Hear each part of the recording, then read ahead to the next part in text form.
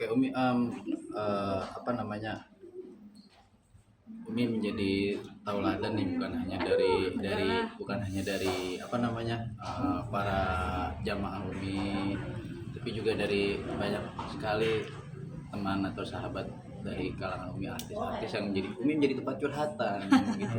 Keluh kesah mereka gimana tuh, Umi? Ya kalau masih dipercaya ya alhamdulillah. Kan namanya orang mau cerita masa kita jauh dengerin, kan kita hanya sebatas mendengarkan, memberikan solusi dari sisi agamanya. Kalaupun segala keputusan kan kembali lagi kepada orang tersebut yang seperti saya kan gitu. Kalau saya kan hanya menampung, mendengarkan dan bijak untuk memberikan solusinya. Termasuk Tapi menjadi curhatan mereka menjadi kayak Umi menjadi beban Umi tersendiri nggak sih, karena kan ini perihal masalah pribadi orang gitu loh. Karena kan ada orang yang menyikapinya kan seperti itu nih. Oh, kalau masalah pribadi kan bukan ranah kita ya. Kalau mereka hanya sebatas cerita, bertanya di sisi agamanya seperti apa, ya kita jelaskan sesuai dengan agama. Cuma untuk mengambil keputusan kan itu haknya mereka, bukan hak saya.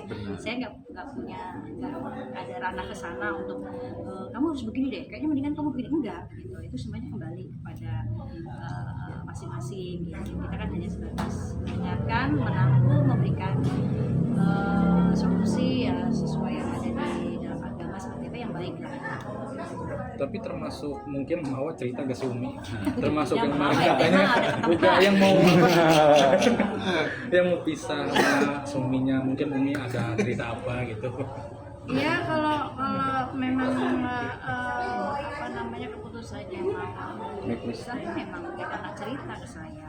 Ya kan kalau saya kan orang luar ya, yang dianggap sebagai apa namanya teman, kakak, karena usia saya juga jauh dari dia, kan dia seperti anak saya nomor satu, Adiba kan gitu.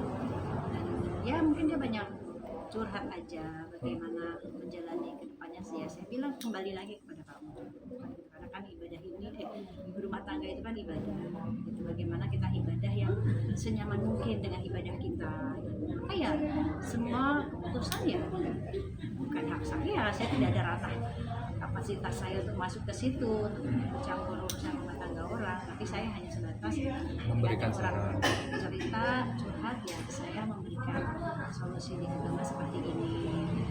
Tapi dakwah mungkin lanjut lagi gak sih Umi? Muhammad kan kemarin bareng Umi gitu hadir di jamaah. Iya sih, bahkan kalau saya lihat Mawa ini lebih ke banyak kegiatan-kegiatan yang positif ya.